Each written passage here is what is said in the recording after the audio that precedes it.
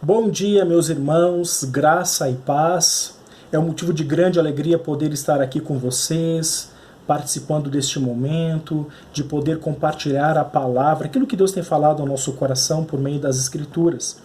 E eu quero aqui trazer aqui as novas, né? Nós estamos aqui em São Paulo, estamos aqui cursando no seminário José Manuel da Conceição, e tem sido um tempo muito proveitoso, muito benéfico. O Senhor tem firmado aqui as nossas pernas, né, para boa teologia, para boa doutrina. Nós temos desfrutado aqui de um tempo maravilhoso na presença do Senhor. O Senhor tem nos dado o privilégio de ganharmos novos amigos e bons amigos. E a minha família, ela está muito bem estabelecida aqui. E isso é graça de Deus e também é mérito dos irmãos também, que os irmãos têm orado e o Senhor tem aplicado a sua boa vontade em nossas vidas. Então, obrigado, meus irmãos, por cada momento que você separa para estar orando e intercedendo por mim e por minha família. Que o Senhor assim abençoe a tua vida, tá, meu irmão querido? E eu gostaria de compartilhar aqui com vocês o texto da Epístola de Tiago, no capítulo 1, verso 1. A irmã Fernanda, ela fez a exposição muito clara dos versos 2 ao verso 5, trazendo sobre o propósito da aprovação e de que forma nós devemos enfrentar, né, a aprovação nas nossas vidas, com alegria. E essa alegria, ela também vai vir acompanhada pela graça de Deus, de solicitarmos a Ele a sabedoria para enfrentarmos as mais variadas provações que estarão disponíveis, dispostas à nossa vida. Então eu gostaria de ler aqui um pouquinho, meus irmãos, a respeito do irmão Tiago, que diz o seguinte: Tiago, servo de Deus e do Senhor Jesus Cristo, as 12 tribos que se encontram na dispersão, saudações. É importante, meus irmãos, nós trazermos aqui a biografia do autor, porque trazendo a biografia do autor, nós conseguiremos trazer uma concepção do que ele quis dizer na carta. Vocês devem notar que quando você escuta um sermão do pastor A, que você não conhece, e do pastor B, que você conhece, ainda que seja o mesmo texto bíblico, aquele sermão ele será muito mais enfático, porque você conhece a vida daquele pastor, você conhece a vida daquele ministro, e você consegue trazer várias aplicações do que ele vive para a sua vida. Então, é importante aqui, meus irmãos, nós olharmos aqui um pouquinho mais sobre a biografia de Tiago. E a primeira pergunta que nós temos que responder aqui é: quem é esse Tiago? O nome Tiago, que quer dizer suplantador, porque é a mesma raiz ali do nome Jacó, do nome hebraico Jacó, esse nome era um nome comum na época de Jesus e na época em que o autor escreveu essa carta. Então, que Tiago é esse que está trazendo essa informação para nós? Meus irmãos, há um consenso muito grande, tanto dos estudiosos quanto dos pais da igreja no primeiro século, que esse Tiago é o Tiago, irmão do Senhor Jesus Cristo, filho de Maria. Esse é o irmão de Jesus Cristo e ele era conhecido nos primeiros séculos da igreja como Tiago o Justo. E aqui, meus irmãos, nós vemos então ele se apresentando aqui não só como servo de Deus, mas sendo irmão de Jesus, ele se apresenta também como servo de Jesus Cristo. E é muito interessante que a Bíblia vai trazer várias ênfases, várias informações a respeito desse Tiago. Esse Tiago ele é reconhecido pelo apóstolo Paulo, por exemplo, lá em Gálatas, no capítulo 1, no versículo 19, dizendo que Paulo ele se apresenta para Tiago, o irmão do Senhor Jesus. E aí, meus irmãos, nós ficamos curiosos, né? Porque você que é mãe, você que é pai, você que tratou, cuidou dos teus filhos, você sabe que a relação entre irmãos não é uma coisa muito legal, né? Nós gostaríamos que fosse um pouquinho mais apacentado, mas a gente sabe que é só um desejo do nosso coração, que a coisa não é bem assim que se apresenta, né? Não é igual o caso de Caim e Abel, mas nós sabemos que a interação entre irmãos às vezes não é fácil. Eu tenho aqui duas meninas, a Melissa e a Alice, e a gente sabe que a paz às vezes ela vai embora rapidinho. Então aqui a curiosidade vem, né? como era a relação de Tiago com seu irmão mais velho, seu meio-irmão, né? Jesus Cristo.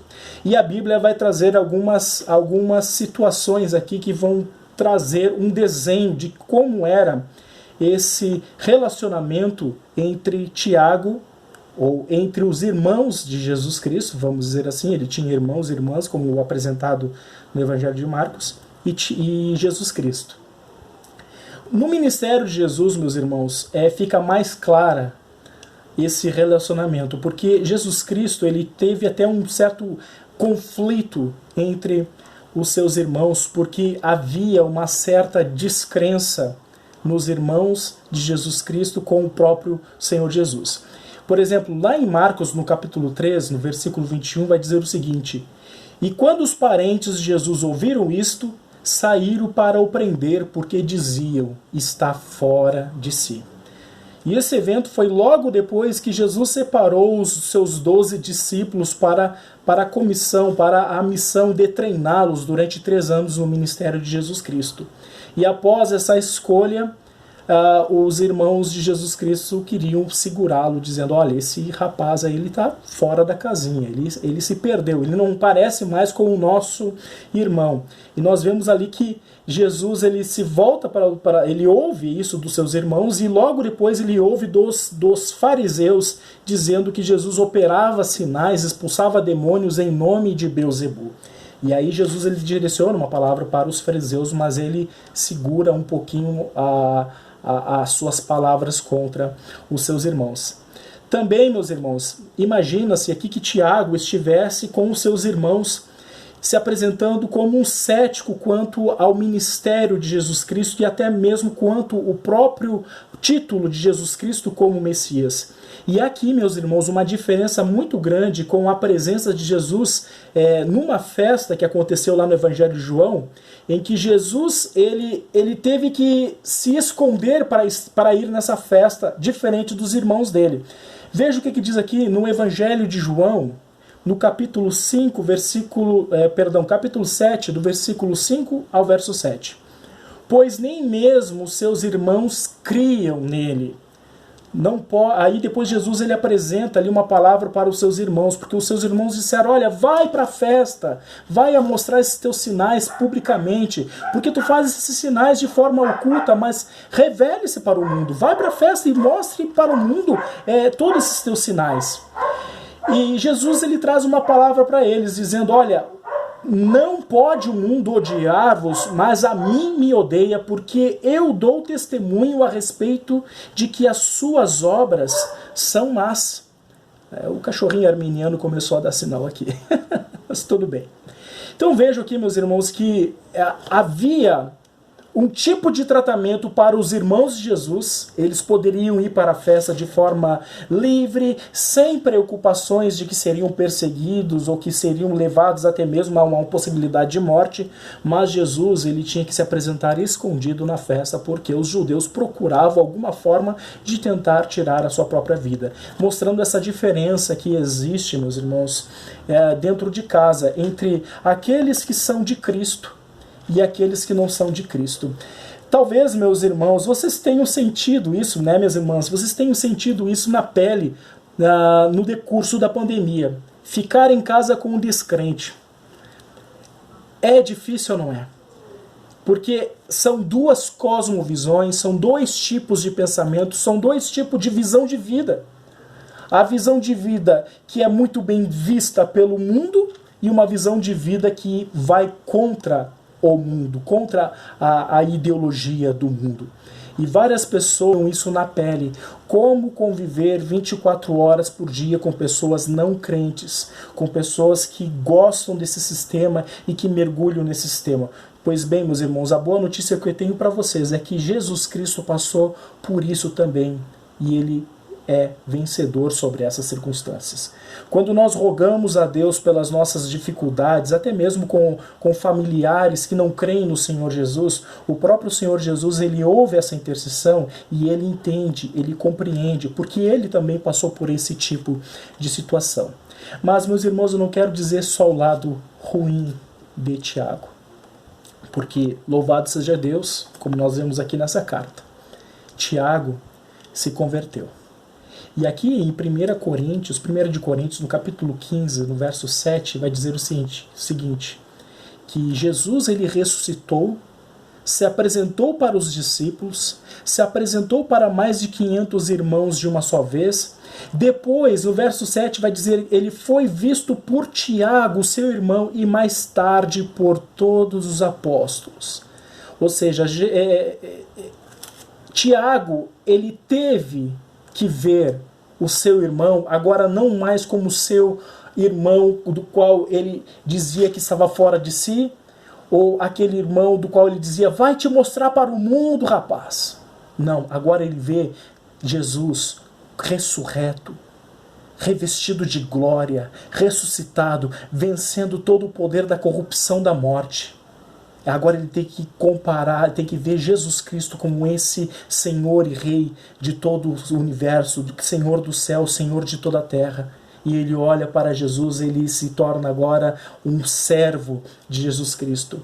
Em Gálatas, meus irmãos, no capítulo 2, versículo 9, vai dizer que quando conheceram a graça que me foi dada, Paulo falando a respeito disso, Tiago, Cefas e João, que eram reputados colunas, me estenderam a mim e a Barnabé a destra da comunhão, a fim de que nós fôssemos para os gentios e eles para a circuncisão. Vejam que Tiago, ele não só se converte, mas ele se torna agora coluna, ele se torna uma referência entre os seus irmãos. Tiago, o irmão de Jesus aqui, meus irmãos, ele é transformado a ponto de não só mais ser apenas o irmão de Jesus Cristo, mas ele se torna agora um servo, um bom representante daqueles que servem a Jesus Cristo. E algo muito interessante aqui, meus irmãos, como ele faz aqui na sua saudação, na sua apresentação, no topo da carta, Tiago, servo de Deus e do Senhor Jesus Cristo. Tiago, o irmão de Jesus, ele não usa o seu parentesco para chamar para si mesmo a autoridade que lhe é devida. Antes, ele se apresenta como servo de Deus e do Senhor Jesus Cristo. Enfim, meus irmãos, depois de converter-se e entender com alegria o título que Cristo recebeu como o Messias, ele coloca-se agora, não em pé de igualdade com Jesus Cristo, mas ele recebe agora com alegria o título que lhe é devido. O meu irmão Jesus Cristo recebeu o título de Messias. Ele é o Cristo, ele é o Salvador, ele é Deus, ele é divino, ele é controlador de todas as coisas e ele morreu pelos pecados dos homens. Agora eu vou receber o meu título com alegria. E qual era o título de Tiago? Servo. Servo não somente de Deus, mas agora ele é servo daquele que era o seu irmão. Ele é servo daquele que é criador e sustentador de todo o universo. Meus irmãos, Jesus passou por momentos de aperto não somente com a elite dos fariseus. Jesus passou por momentos de aperto não somente pela tentação do diabo, de Satanás, mas ele passou por momentos de aperto também com a sua família.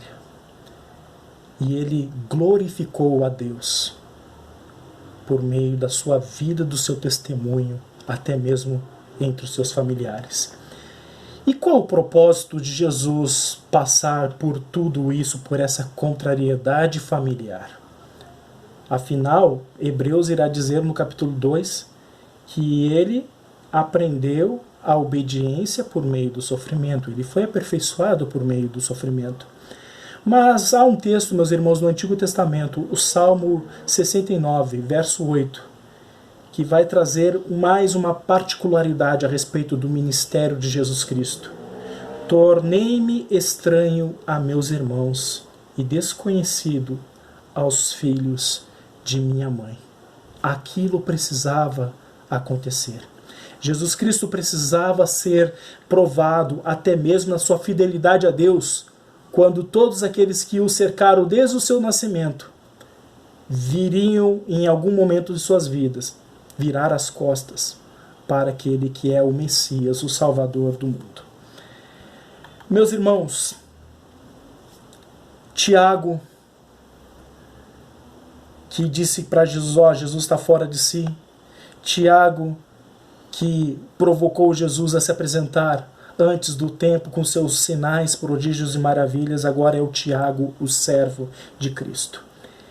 E não há outra forma de enxergar esse texto apontando totalmente para Cristo. Porque uma das aplicações que nós podemos trazer aqui, meus irmãos, é que Jesus foi provado em muitas áreas. Ele sabe o que é ser deixado de lado, desprezado, ser visto com maus olhos por causa da fé. Em sua casa ele experimentou isso, mas ele venceu dando um bom testemunho. Os ímpios e até mesmo seus irmãos não tinham o que falar dele, e ele, através da sua vida, deixou um bom testemunho de amor, suportando todas as adversidades com paciência. Por isso, meus irmãos, que Deus ele nos providencia graça por meio de Cristo, para não pregarmos o Evangelho somente com palavras, mas também com testemunho. Porque há momentos, meus irmãos, que nós temos que nos calar. Há momentos em que a pregação do Evangelho tem que ser cessada e o que deve ser mostrado são os frutos o fruto do Espírito Santo que está na nossa vida, no nosso espírito. Eu sei que, meus irmãos, que há uma necessidade há em você o desejo de que o teu familiar seja salvo, seja alcançado pela graça de Deus. Mas se você já pregou o Evangelho de forma clara para ele, se você já mostrou qual é a nossa situação diante de Deus, se você já mostrou para ele que Cristo é aquele que traz para si, ele se torna um alvo de Deus da nossa ira que estava destinada para nós, ele atrai tudo para ele. Se você já explicou tudo isso, então, meu irmão, minha irmã, é momento de você calar-se e apenas agora pregar com o testemunho da tua vida, amando, orando, intercedendo, suportando, aguentando, santificando aqueles que estão na tua volta, que estão no teu lar, por meio do testemunho da tua vida com Deus. Somente assim, meus irmãos, Deus, ele visitará no dia que ele determinou aquele coração a quem escolheu salvar. Ele visitará. E quando o ímpio for visitado por Deus, como diz aqui Pedro, ele se lembrará do testemunho daquele santo justo que viveu conforme a palavra de Deus e glorificará a Deus. A segunda aplicação que nós podemos trazer aqui desse texto, meus irmãos, é que você deve ter notado aqui, meus irmãos, que o assunto pautado era Tiago. Mas falamos mais de quem? Do nosso Senhor Jesus Cristo. E esse é o alvo de qualquer um daqueles que quer se fazer servo de Cristo. Importa, meus irmãos, como diz João Batista, importa que Jesus Cristo cresça e que eu e você diminuamos. É esse o nosso propósito, é esse o nosso alvo. Tiago, ele poderia aqui ter tomado para si o nome de Jesus Cristo, ter tomado aqui o seu parentesco, do seu meio-irmão. Tiago, servo de Deus e irmão do Senhor Jesus Cristo. Olha só que peso.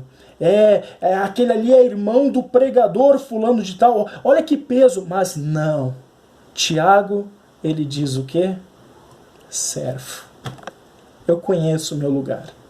Eu conheço a minha situação. E importa que ele cresça e que eu diminua.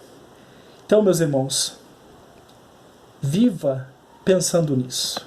Acorde pensando nisso. Dedique o teu sábado, essa manhã maravilhosa que você está despertando agora, escutando essa palavra, desse varão limitado, pensando nisso.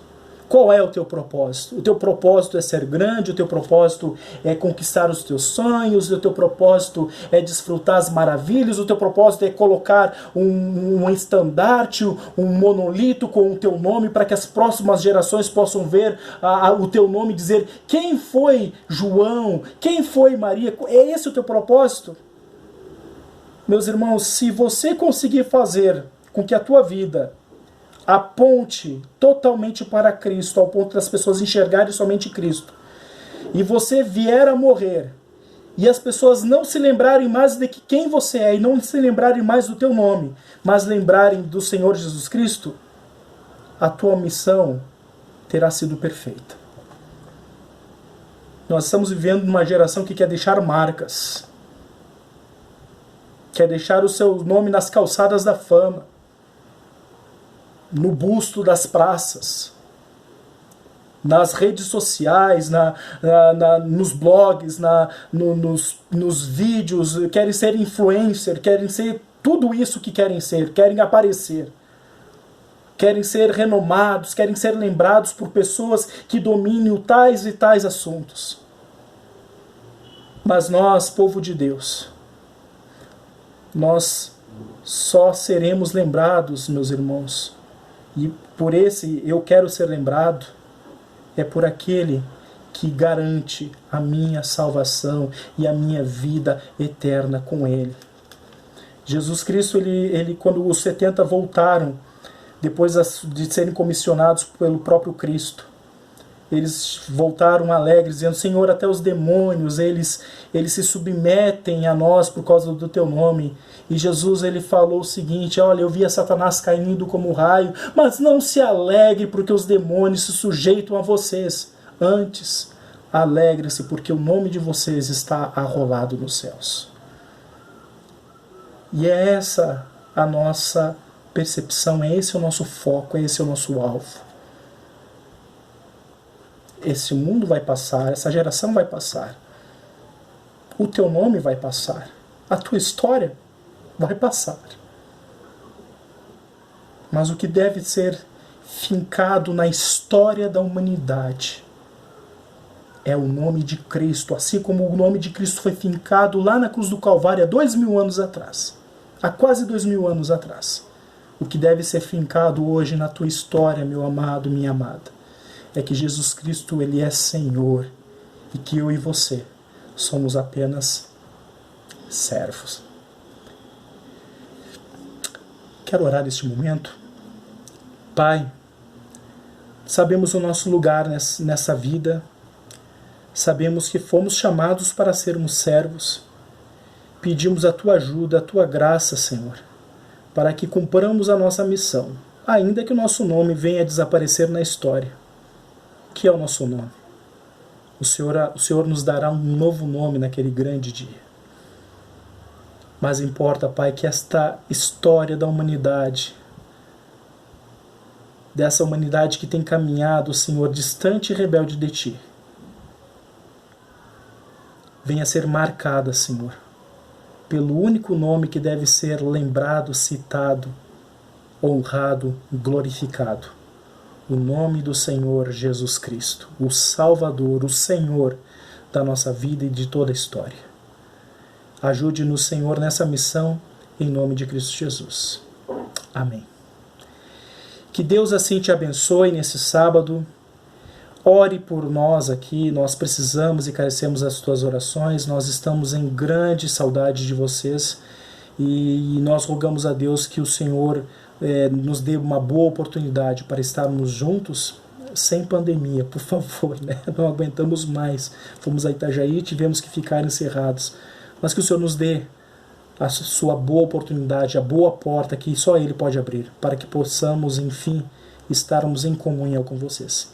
Deus assim vos abençoe, em nome de Jesus Cristo. Amém.